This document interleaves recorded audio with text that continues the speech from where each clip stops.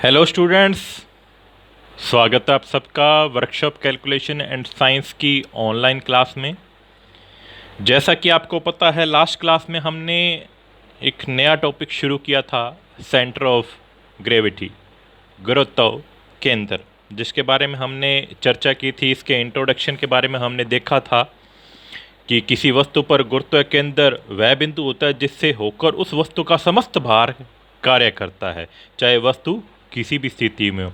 जो वस्तु स्टेबल है तो उस स्टेबल वस्तु का गुरुत्व केंद्र वह बिंदु होता है जहाँ पे उसका समस्त भार, जो पूरा कंप्लीट फोर्स भार है उसका, जो कार्य करता है, जैसे कि इस डायग्राम में दिखाया गया है। तो इसके इंट्रोडक्शन के बारे में और सेंट्रोइड के बारे में हम लास्ट क्लास में पढ़ चुके हैं, और जो कैलकुलेट करने के तरीके हैं उसके बारे में हमने, जो विधियाँ थी उनके बारे में हमने जानकारी प्राप्त की थी। तो आज हम कुछ जियोमेट्रिकल फिगर्स हैं, उनके सेंटर ऑफ ग्रेविटी के बारे में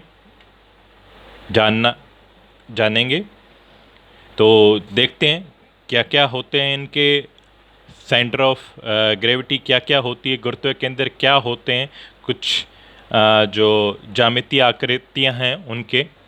तो एक जो छड़ होती है, बेलनाकार छड़ होती है, रोड होती है, तो उसका जो गुरुत्व केंद्र, उसका मध्य बिंदु होता है, जो सेंटर पॉइंट होता है, वो क्या होता है, उसका सेंटर ऑफ ग्रेविटी होता है, जहाँ वो इक्विलिब्रियम में रहेगी, संतुलन की स्थिति में रहेगी, जहाँ उसका सारा भार है काम करेगा।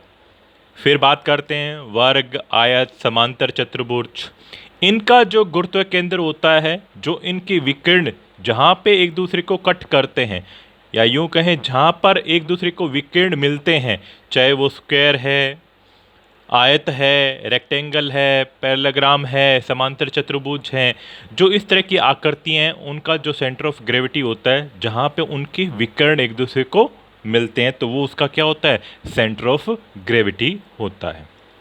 एग्जाम में आपसे डायरेक्ट क्वेश्चन पूछे जा सकते हैं कि वर्ग का सेंटर ऑफ ग्रेविटी क्या होता है, तो ऑप्शन दिए होंगे आपको। जहाँ विकर्ण एक दूसरे को काटते हैं वो सेंटर ऑफ ग्रेविटी होता है, ठीक है। त्रिभुज का सेंटर ऑफ ग्रेविटी क्या होता है, सर्कल का क्या होता है। तो इस तरह से अपने को ये याद रखने हैं ताकि एग्जाम में हम डायरेक्टली आंसर दे सकें। अब बात करते हैं त्रिभुज की, ट्रायंगल का गुरुत्व केंद्र, जहाँ त्रिभुज की तीनों माध्यिकाएं एक दूसरे को कट करती हैं, जैसा कि इस डायग्राम में आपको दिखाई दे रहा है। जो मध्य रेखाएं हैं, जो विपरीत दिशा पे, जो भी सामने वाली भुजा को मिडल में से होकर गुजरती हैं, जहां एक सेंटर बिंदु पे मिलती हैं, वो क्या होता है, इसका सेंटर ऑफ ग्रेविटी होता है। बात करते हैं सर्कल की। सर्कल की सेंटर ऑफ ग्रेविटी बहुत ही आसान है। जो इसका सेंटर बिंदु होता है, जहाँ से इसकी त्रिज्याएं खींची जाती हैं, तो वो क्या होता है, सेंटर ऑफ ग्रेविटी होता है। बात करते हैं लंबवर्तीय शंकु की, कोण की। तो कोण का जो एक्स अक्ष से h/4 ऊंचाई पर स्थित होता है, जो इसकी हाइट होती है, कोण की हाइट होती है h होती है। मान लीजिए इसकी हाइट क्या है, h है, तो उसका जो सेंटर ऑफ ग्रेविटी कहाँ होगा, उसका h/4 होगा। मान लीजिए अगर हाइट 100 है तो उसका सेंटर ऑफ ग्रेविटी कहाँ होगा, 25 सेंटीमीटर पे होगा। तो ये है कोण का सेंटर ऑफ ग्रेविटी, गुरुत्व केंद्र। उसके बाद बात करते हैं हम अर्धवर्त की, हाफ सर्कल की। उसका गुरुत्व केंद्र कहाँ होगा, 4r/3π। जो इसका सेंटर ऑफ ग्रेविटी होगा सेमी सर्कल का, वो कहाँ होगा, 4r/3π। यहाँ पे इसका क्या होगा, सेंटर ऑफ ग्रेविटी होगा। अब बात करते हैं समलंब चतुर्भुज, जिसमें दो समांतर भुजाएं होती हैं, ए और बी, दो क्या हैं, समांतर भुजाएं हैं। अगर इसका गुरुत्व केंद्र निकालना है, तो जो बड़े वाली भुजा है, इसमें जो बड़े वाली भुजा कौन सी है, बी है, तो उसके ऊपर जो h/3 b+2a/b+a भुजा द्वारा इसको क्या है, नापा जाएगा। जो इसका सेंटर ऑफ ग्रेविटी होगा क्या होगा, जो बड़ी भुजा से h/3 b+2a/b+a से इसका सेंटर ऑफ ग्रेविटी निकाला जाएगा।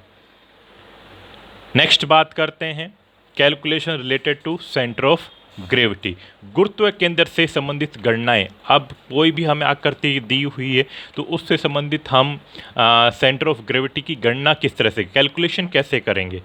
तो जो भी समतल ज्यामितीय आकृतियाँ होते हैं उनमें क्या होता है, केवल क्षेत्रफल होता है, द्रव्यमान नहीं होता। ठीक है, तो इस तरह से इनको ठोस पिंड मान लिया जाता है और एक्स बार और वाई बार अक्ष के सापेक्ष इनका जो गुरुत्व केंद्र है वो इनका निकाला जाता है, उसकी गणना की जाती है। तो देखिए क्या फॉर्मूला लगता है इसमें, ये क्या है, सारे एरिया दिखाए गए, A1 A2 A3 क्या है, एरिया है, निर्देशांक है x1 x2 x3 x4, ये सारे क्या है, निर्देशांक है। तो उसके अनुसार इसका क्या है, गुरुत्व केंद्र क्या है, कैलकुलेट किया जाता है। तो कैलकुलेट करने का फॉर्मूला क्या है, x bar equal to A1 x1, A1 क्या है, एरिया है इस पार्ट का, x1 इसके निर्देशांक है, प्लस A2, ये A2 area, plus into x2, इसी तरह से A3 x3 कंटिन्यू चलता है, जितने भी इसको पार्ट में डिवाइड किया गया है उतना कंटिन्यू चलता जाएगा upon area, A1 plus A2 plus A3। इसी तरह से y बार A1 y1 plus A2 y2 plus A3 y3 और अपॉन में A1 प्लस A2 A3, ये क्या है, चलता जाएगा जहाँ तक जितने भी पार्ट में हमने इसको डिवाइड किया है, 4 में किया है, 5 में किया है, 3 में किया है, 2 में किया है, उस सब का एरिया हम कैलकुलेट करेंगे। तो इस तरह से हम इसके सेंटर ऑफ ग्रेविटी की क्या है, कैलकुलेशन कर सकते हैं। A1 A2 A3 क्षेत्रफल है जिनमें पूरी आकृति विभाजित है।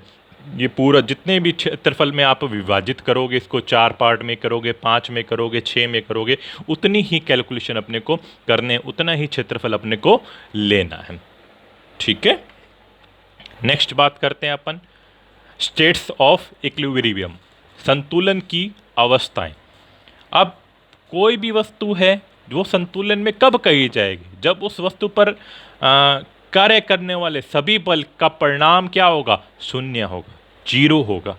जो भी फोर्स लगाए जा रहे हैं तो वो क्या होंगे, शून्य होंगे, वो विस्थापित नहीं होगी, अपनी विराम की स्थिति में बनी रहेगी। तो वो क्या कंडीशन क्या कहलाएगी, वो स्टेट क्या कहलाएगी, संतुलन की अवस्था कहलाएगी। तो 3 तरह की अवस्थाएं होती हैं, स्टेबल इक्विलिब्रियम, अनस्टेबल, न्यूट्रल, स्थायी संतुलन, अस्थायी संतुलन, उदासीन संतुलन।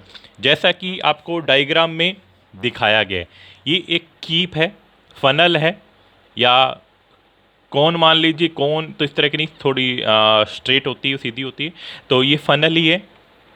तो इसमें एक फनल से ही हमने इस 3 स्टेट को समझने की कोशिश की जा रही है कि स्टेबल, जब फनल को हम उल्टा रखते हैं, ठीक है, जैसा कि डायग्राम में आपको दिखाया गया है, अगर इसको हम थोड़ा बहुत हिलाएंगे तो ये क्या है, वापस अपनी उसी स्थिति में आ जाएगी, इसकी स्थिति क्या है, चेंज नहीं होगी। ठीक है ना, समझ रहे हैं, इसकी स्थिति क्या होगी, चेंज नहीं। अगर हम इसको थोड़ा सा ऐसे विस्थापित करेंगे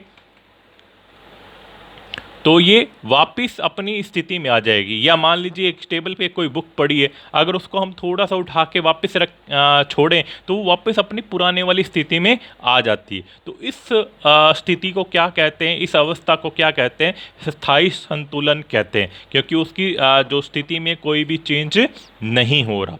नेक्स्ट है, अगर उसको हम उल्टा खड़ा कर दिया जाए, कीप को, एक बार खड़ी तो हो जाएगी, लेकिन अगर उस पर हम थोड़ा सा भी फोर्स लगाएंगे तो क्या वो वापस अपनी स्थिति में आएगी, नहीं आएगी, वो गिर जाएगी।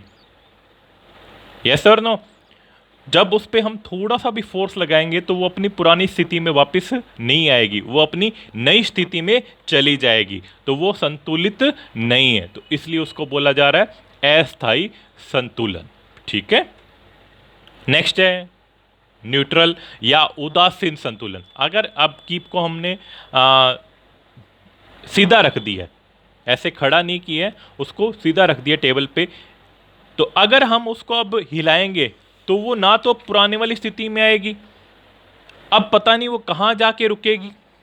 अगर हमने उसको थोड़ा सा भी उसको फोर्स लगा दिया, उसको विस्थापित कर दिया, तो अपनी नई स्थिति प्राप्त कर लेगी, नया एक तरह से कहें कि उसकी सेंटर ऑफ ग्रेविटी नई बन जाएगी, उसका जो गुरुत्व केंद्र है वो नया बन जाएगा, वो सेम सेंटर ऑफ ग्रेविटी नहीं रहेगी। तो वो चीज़ क्या है, उदासीन है। तो वो अपनी पुरानी स्थिति में तो नहीं आ रही, नई स्थिति बना रही है। तो ये क्या है, उदासीन संतुलन है। या किसी बॉल को ले हम, अगर बॉल पड़ी है तो वो स्टेबल है, अगर उस पर हमने थोड़ा सा फोर्स लगा दिया तो वो कुछ देर चलेगी, और ये भी नहीं है कि वो लगातार चलती जाएगी, लेकिन एक स्थिति आएगी जब जाकर वो रुक जाएगी, तो वो एक नई जगह बना लेगी, उसकी सेंटर ऑफ ग्रेविटी नई जगह पे होगी। यस और नो? तो वो क्या है, उदासीन संतुलन कहलाएगा वो।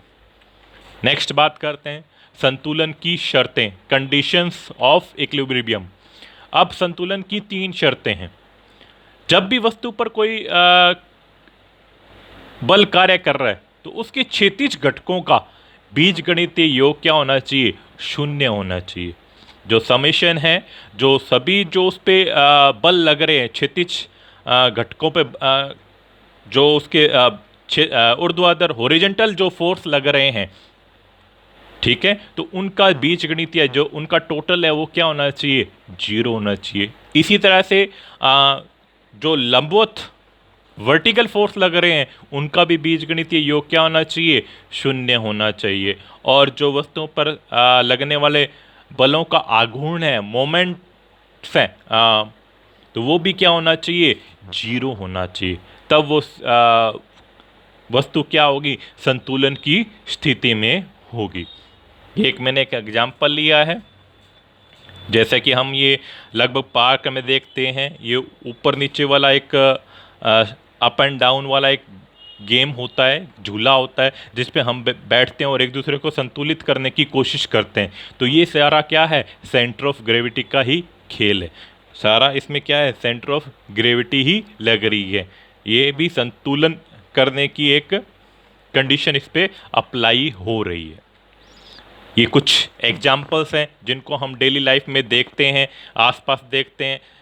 तो ये सब में सेंटर ऑफ ग्रेविटी है, सब में गुरुत्व केंद्र काम कर रहा है, जिसकी वजह से वो क्या होती हैं, स्टेबल होती हैं, अपने आप को बैलेंस करने की कोशिश करती हैं। आपने एक छोटा एक टॉय देखा होगा जिसमें बाज लगा होता है, और वो अपन देखते हैं कि उसको नोक के ऊपर टिका हुआ है, तो उसका जो मेन जो वजन होता है, भारीपन होता है, उसकी चोंच में ही होता है। तो इसलिए क्या है, वो वहाँ पे टिका रहता है। रस्से पे चलता हुआ बंदा जो अपने आप को क्या है, संतुलित करके चलता है, उसकी सेंटर ऑफ ग्रेविटी, गुरुत्व केंद्र एक निश्चित होता है, जिसकी वजह से वो अपने आप को क्या है, संतुलित कर पाता है। कई बार हम चेयर पे बैठे होते हैं, जब हम विराम की स्थिति में बैठे हैं तो वो स्टेबल होती है, लेकिन कई बार हमें आदत होती है पीछे पीछे करके हम पीछे डोलने की कोशिश करते हैं। तो एक लिमिट तक हम वो पीछे जा सकते हैं, जहाँ तक हमारी सेंटर हो। अगर उससे ज़्यादा हम करेंगे तो हम क्या है, नीचे गिर जाते हैं।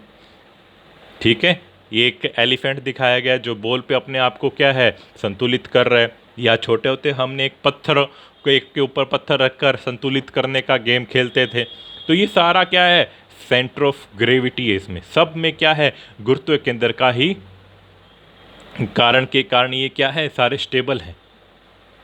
ठीक है, तो इसके कुछ और भी एग्जाम्पल है, जैसे पानी के जहाज हैं, उनको नीचे क्या है, भारी बनाया जाता है, जिसके कारण क्या वो स्टेबल रहें। ठीक है, जो नीचे का पैंदा होता है उनका क्या है, हैवी रखा जाता है, ताकि उसका सेंटर ऑफ ग्रेविटी क्या है, बैलेंस में रहे, वो बिगड़े नहीं। गाड़ियाँ होती हैं जो अपन देखते हैं, बस वगैरह, ये गाड़ियाँ थोड़ी बहुत टेढ़ी हो जाती है फिर भी चलती रहती है, तो वो क्या है, बैलेंस में होकर चलती हैं। अगर वो बैलेंस बिगड़ जाता है तो वो गाड़ी क्या है, पलट जाती है। ठीक है, पानी की बाल्टी लेके हम चलते हैं तो एक तरफ झुके होते हैं, तो वो सेंटर ऑफ ग्रेविटी क्या हो जाती है, उसकी वजह से हम क्या, गुरुत्व केंद्र की वजह से हम क्या एक तरफ झुके हुए चलते हैं। या पहाड़ों पे चलते हैं तो हम झुककर चलते हैं। तो ये सब कुछ सेंटर ऑफ ग्रेविटी की वजह से हो रहा है। तो होप सो आपको ये टॉपिक अच्छे से समझ में आया होगा। नेक्स्ट क्लास में हम नया टॉपिक शुरू करेंगे। वीडियो अच्छा लगा है तो लाइक करें, शेयर करें, कमेंट करें, ज़्यादा से ज़्यादा वीडियो को बार बार देखें। आपके जुलाई में एंड में एग्ज़ाम होने की संभावना है। जो भी जिनके पीछे एग्ज़ाम नहीं हो पाए हैं उन बच्चों के भी एग्ज़ाम होंगे, और जिनके सप्लीमेंट्री एग्ज़ाम हैं उनके भी जुलाई में एग्ज़ाम होने की पूरी संभावना है। बोर्ड के द्वारा आदेश निकाल दिया गया है कि जुलाई एंड में आपके एग्ज़ाम होंगे। तो अपनी तैयारी कंटिन्यू रखें, स्टडी को ब्रेक ना करें, कंटिन्यू करते रहिए। Thank you.